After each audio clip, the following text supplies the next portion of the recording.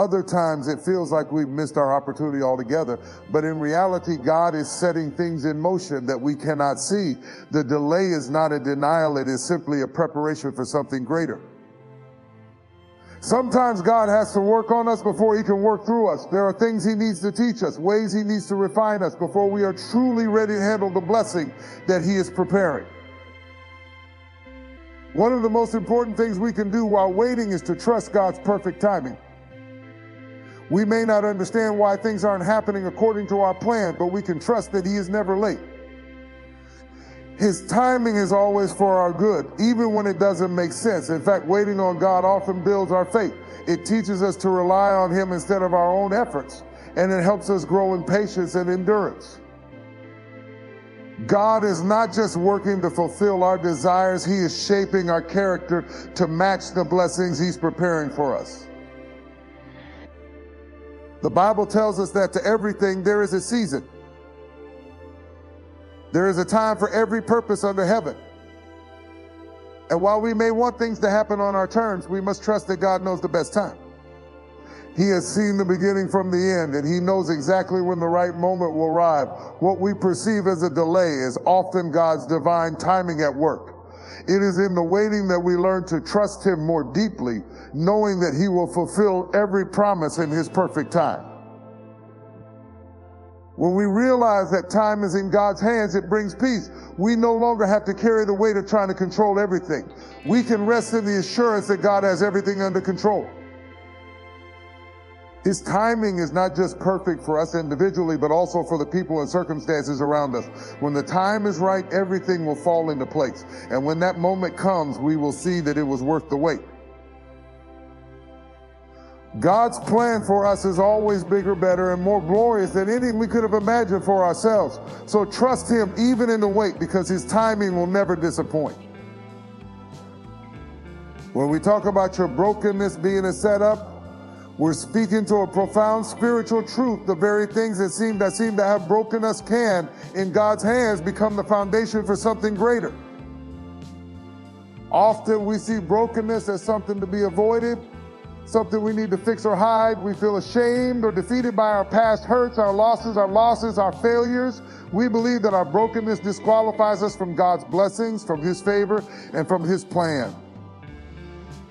But what if I told you that your brokenness is actually an essential part of God's plan to take you to a higher level of purpose, victory, and transformation? The Bible gives us several examples of how God used brokenness to bring about his most extraordinary works. Think of Joseph. His brothers betrayed him, throwing him into a pit, selling him into slavery, and leaving him to endure suffering and false accusations. For years, Joseph's life seemed like a series of broken dreams, but those very setbacks were setting him up for his promotion. God took what was meant for harm and turned it into a setup for Joseph's elevation. The very brokenness he endured became the pathway to the palace and to saving the lives of his family and an entire nation. If Joseph had never been broken in the pit, he would never have risen to the position of leadership he was meant to occupy. Similarly, we see the life of David. Before he became the king of Israel, he was anointed by the prophet Samuel. But his journey was not an easy one. David was mocked by his brothers, chased by King Saul, and lived on the run for years, hiding in caves and facing rejection. At times, it seemed like David's dreams would never be realized, but God used those years of brokenness to mold David into the king he needed to be. Through his suffering, David learned the lessons of humility, trust, and perseverance that would make him a man after God's own heart. His brokenness wasn't a sign of God's abandonment. It was part of the process of preparing him for his destiny. Your brokenness is not wasted in the kingdom of God. When you experience pain, loss, or disappointment, it's easy to believe that you've been sidelined or forgotten. But God specializes in using brokenness to bring forth beauty. He is a restorer, a healer, and a redeemer. He takes what is shattered and makes it whole again. But the key is that we must be willing to trust God with our brokenness, to surrender our pain and our hurt into his hands, knowing that he can make something beautiful out of it. He doesn't just heal the brokenhearted, he uses the broken pieces to build something far more powerful than we could ever imagine. Think about the pottery process. A potter takes clay, soft and pliable, and begins to shape it. But it isn't until the clay is placed into the fire that it becomes strong. The heat of the fire is what hardens the clay and gives it its final form. If the clay were never broken, it would never be able to be molded into something new.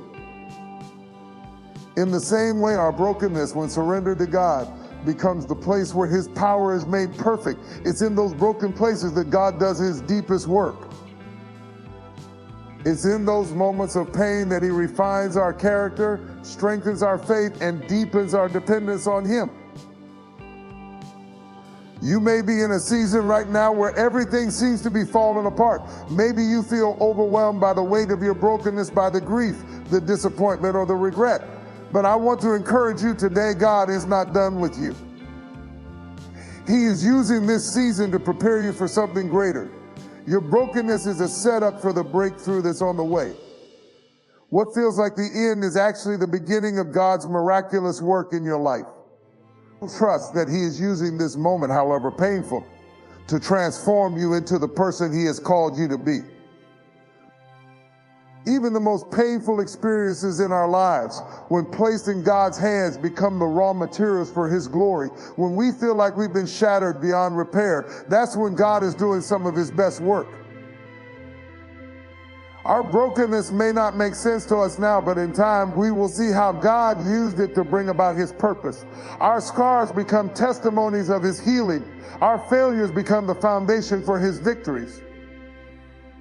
What once seemed like a setback is actually the setup for the greatest comebacks. So hold on to this truth today. Your brokenness is not the end of your story. It's the beginning of a new chapter. God is taking the very things that have hurt you and using them to build something stronger, more beautiful, and more powerful than you could ever imagine. Trust Him with your brokenness, because in God's hands it becomes the very thing that sets you up for a future of hope, strength, and divine purpose. When we talk about faith in the process, we are talking about a mindset that fully trusts God through every season, every trial, and every uncertainty. It's easy to have faith when everything is going smoothly, when life is aligned with our desires and prayers seem to be answered running. But faith in the process is something deeper. It's a faith that believes even when we can't see the outcome, a faith that trusts that God is working even when we feel stuck, confused, or discouraged. It is the kind of faith that believes God is always moving even in the silence, and that He is in control of every detail of our lives. The process is often where we struggle the most. We pray for breakthrough, for healing, for change, but the waiting is hard. The breakthrough doesn't come as quickly as we want. Healing doesn't happen overnight. Change seems to take forever. And in those moments, it's easy to doubt.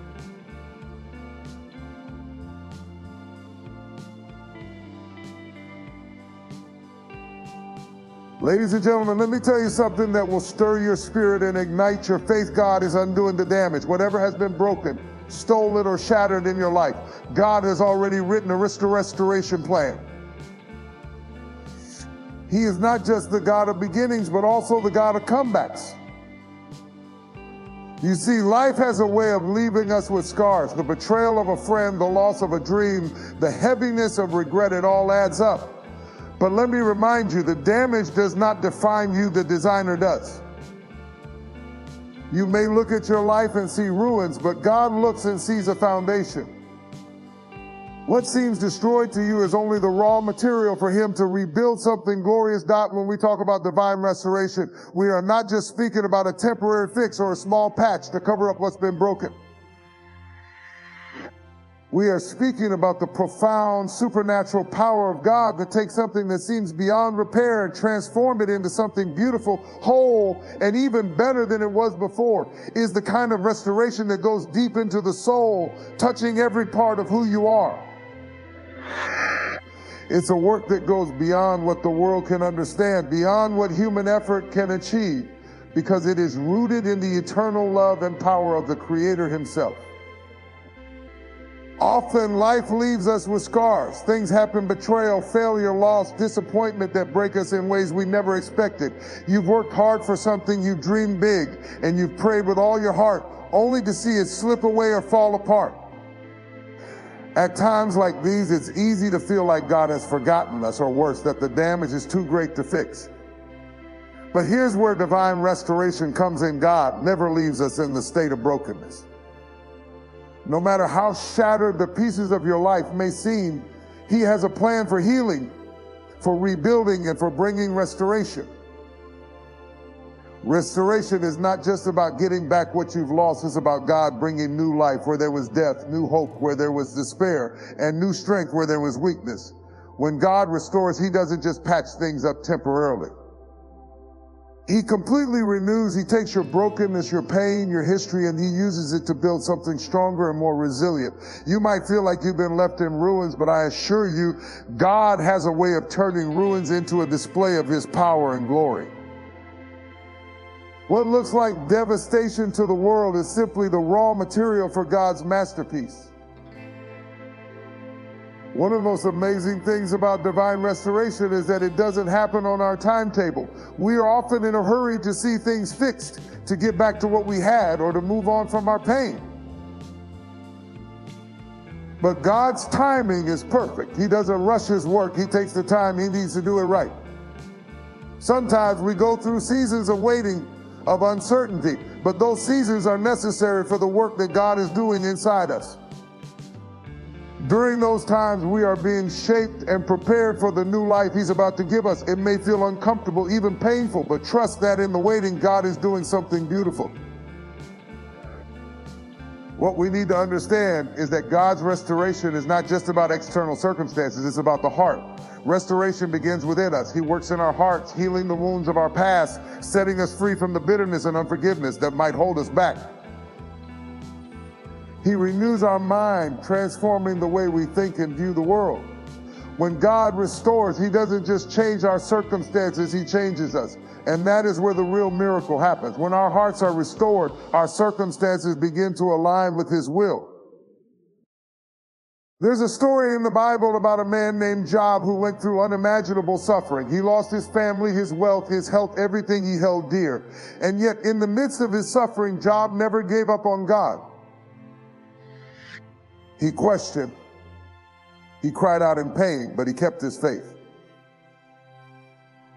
And in the end, God restored everything to Job. Only this time, He didn't just give him back what he had lost. He gave him double. That's the power of divine restoration. When God restores, He doesn't just bring things back to what they were. He brings them to a new level, a place of abundance and increase. So no matter where you are in life, no matter how much damage you've endured, don't lose hope. Divine restoration is real and is coming for you. God is not finished with you. Your brokenness is not the end of your story. It is the beginning of your restoration. Trust Him with your pain, with your heart, and with your future. He is the God who makes all things new, and He will bring you back stronger, wiser, and more fulfilled than you ever imagined. Divine restoration is not a dream, it is a promise from God. And when He restores, it is beyond anything you could ask or think. When we talk about time being in God's hands, we are acknowledging a profound truth. God is not bound by time the way we are. He stands outside of it, knowing the beginning from the end, and He operates in a way that transcends the limits we often place on ourselves. We as human beings tend to live in a world governed by clocks, deadlines, and a sense of urgency. When things aren't happening according to our schedule, we become anxious, frustrated, and sometimes even desperate. But God's perspective on time is far greater than our understanding, and He has a perfect plan that unfolds at just the right moment. Time often feels like the enemy, doesn't it? The longer we wait, the more impatient we become. We live in a world of instant gratification. Everything is available at the touch of a button, and we want everything now. We are used to seeing quick results and immediate rewards, and when we don't get what we expect in our own timing, it's easy to feel like we've been abandoned. But God's timing is not our timing. His timing is perfect, and it is always designed for our greatest good and His glory. Think about the many stories in Scripture where God's timing made all the difference.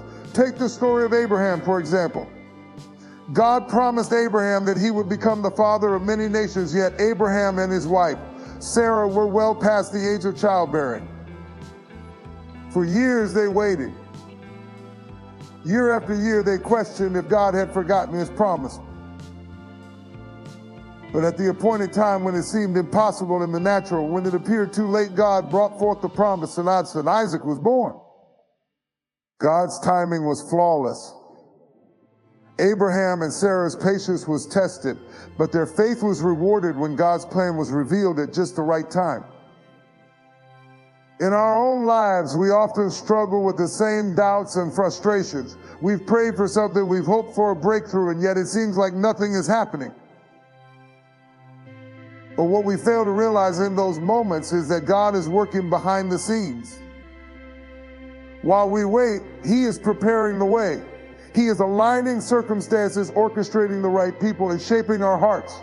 God doesn't waste a single moment. He uses every season, every delay, every struggle for His greater purpose in our lives. When we're tempted to think that time is slipping away, we must remind ourselves that God's timing is never early and never late. It is always on time. We may not always see the bigger picture in the moment, but God does. Our understanding is limited, and we cannot always comprehend why certain things happen at the time they do. Sometimes it feels like a delay.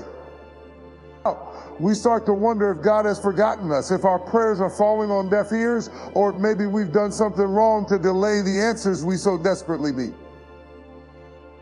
But it's precisely in these moments that faith is tested and strengthened.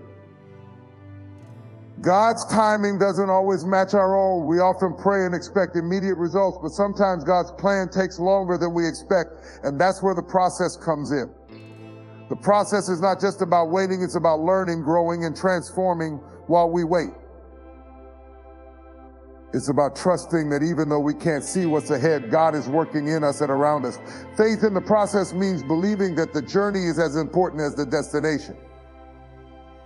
It's easy to focus on the end result, but God uses the waiting period to shape our hearts, refine our character, and build our endurance. Consider the story of the Israelites in the wilderness. After their deliverance from Egypt, they were led through a journey that took 40 years, a journey that could have taken only a few weeks, but instead, God allowed them to wander for decades. Why? Because He was teaching them, refining them, and preparing them for the promised land.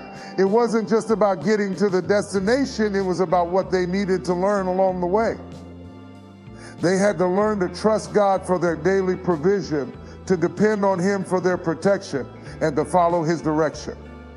The wilderness was part of the process of molding them into the people they needed to be before they could possess the land that was promised to them. Similarly, in our own lives, the process is not just a waiting period, it's a time for us to be shaped by God. We may not always understand why certain things are happening, but we can trust that God is working in us through every circumstance. Sometimes the things we face, the struggles and hardships, are precisely what we need to grow in our faith. They teach us patience, resilience, and the ability to persevere even when things seem impossible. And when we learn to trust God during the process, we begin to understand that it's not just the destination that matters, but who we become along the way. Faith in the process is also about surrendering control. As human beings, we like to be in control. We want to plan, to dictate the course of our lives, and to make things happen on our own terms. But when we place our faith in God, we acknowledge that His plan is far greater than ours. We have to trust that He knows the way, even when we don't, and that He is working all things for our good, even when it doesn't feel like it. Surrendering to God's process means letting go of our own plans and trusting that His plan is better. It's important to remember that God does not waste any part of our journey. Every experience, whether good or bad, is being used by God to accomplish His purpose in our lives. The pain, the waiting, the challenges, they are all part of the process that will ultimately lead to our growth and transformation. In the midst of the struggle, it can be hard to see how God is working, but He is. He is using everything for His glory and our benefit. When we have faith in the process, we are able to look beyond our present circumstances and trust that God is doing something deeper in us. We are able to rest in the assurance that even though we may not see the end result, God is at work in the meantime. And when the breakthrough comes, when the promise is fulfilled, it will be all the sweeter because we know it was His timing, His work, and His plan that brought us through. So no matter where you are on your journey, remember this: God is working in you through every step, every challenge, and every season. Trust the process, even when it's hard, because in the end, God is using it to create something beautiful and lasting in your life. Your faith in the process will bring you to a place of victory, not because of your own strength, but because of His faithfulness. Keep moving forward, keep trusting, and know that God is doing something incredible in you and through you every single step of the way. When we talk about trusting God when it's hard, we're addressing the reality that life is often filled with challenges that test our faith. It's easy to trust God when everything is going well, when we are blessed with good health, financial security, and strong relationships. But when life takes a turn, when we face unexpected difficulties, or when the weight of the world seems to press down on us, that's when trust becomes a true challenge. Yet it is in these difficult moments that our faith is refined and our trust in God can grow to new depths. There's something powerful about trusting God in the midst of hardship. It's one thing to declare faith when everything is flowing smoothly. It's another to stand firm in your belief when the storm rages and the future seems uncertain. Trusting God when it's hard isn't about pretending that everything is fine when it's not. It's about acknowledging the reality of your pain, your fear, your confusion, and still choosing to believe that God is good, that He is faithful, and that He has a plan, even if you can't see it in the moment. Consider the story of Job, a man who lost everything: his wealth, his health, and his family. He went from a place of prosperity to a place of intense suffering. And in the midst of his pain, Job questioned, lamented, and expressed his confusion to God. Yet even in his deepest despair, Job never gave up on trusting God. He said, though He slay me, yet will I trust in Him. Job's trust wasn't based on his circumstances. It was rooted in his understanding of God's nature. Job recognized that even in the hardest moments, God was still sovereign, still good, and still worthy of his trust. Trusting God when it's hard also means acknowledging that we don't have all the answers. We may not understand why we are going through a particular trial or why things aren't going the way we hoped. There are times when life's challenges seem unfair, when we feel overwhelmed by the weight of our struggles, and it feels like we're walking through a dark tunnel with no end in sight. But even in the darkness, God is present. Even when we can't see the light, He is the light. Trusting God in these moments is about surrendering our need for control and choosing to believe that He is at work, even when we can't perceive His movements. One of the most challenging aspects of trusting God when it's hard is the feeling of waiting. In seasons of hardship, we often find ourselves in a state of waiting for a breakthrough, waiting for a healing, waiting for answers. The waiting can feel excruciating, especially when we don't know how long it will last. But it's during these times that our faith is tested most profoundly. It's easy to trust God when the answer is immediate, but waiting on God requires patience, endurance, and a deeper level of trust. It forces us to rely not on our own strength, but on His power to sustain us. The Bible tells us that God's ways are higher than our ways and His thoughts are higher than our thoughts. This means that when we don't understand why we are going through something difficult, it's important to remember that God sees the bigger picture. We may be looking at our current situation, but God is looking at the entire journey of our lives, and He knows what we need in order to grow and become the person He has called us to be. Trusting God when it's hard means believing that He knows what's best for us. even when we don't understand the path he's leading us down. Trusting God through hardship also strengthens our relationship with him. In the midst of pain, we learn to rely on God more deeply. We discover the depth of his love and faithfulness in ways we might never have experienced without the struggle. The hardships we face become opportunities for God to reveal himself in new ways, to show us that he is our comforter, our healer, and our provider. When we trust God through difficulty, we are also drawing closer to him, allowing him to mold us, refine us, and increase our faith. At the heart of trusting God when it's hard is the understanding that God has not abandoned us. He is not distant or uninterested in our pain. He is with us in the struggle, walking beside us, carrying us when we can't carry ourselves. He is using our trials to shape us, to teach us, and to draw us nearer to his heart. His presence is constant, even when our circumstances seem to say otherwise.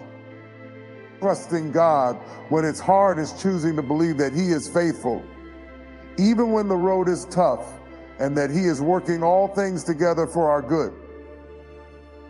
So no matter what you are facing today, no matter how difficult the situation may seem, remember this: you can trust God.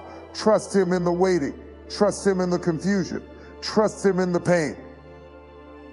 Even when it's hard, God is faithful, and he will bring you through stronger, wiser, and more deeply rooted in his love. Trusting God when it's hard is not just an act of faith, it's a powerful declaration that you believe in his goodness, his power, and his unshakable promises, no matter the circumstances. When we talk about God's strength being made perfect in our weakness, we're addressing a profound and often misunderstood truth. We live in a world that glorifies strength, sufficiency, and independence. We are taught from a young age to pull ourselves up by our bootstraps, to be strong in the face of adversity, and to never show weakness. The idea of being weak is often seen as a disadvantage, something to be ashamed of, something that makes us less than capable. But in the kingdom of God, weakness is not something to hide. It is the very place where God's power is most profoundly displayed. The Apostle Paul understood this concept deeply. In 2 Corinthians 12, he talks about a thorn in the flesh, a persistent struggle that he prayed and pleaded with God to remove. We don't know exactly what this thorn was, but it was something that caused significant distress. He asked God 3 times to take it away, but God's response was not what Paul expected.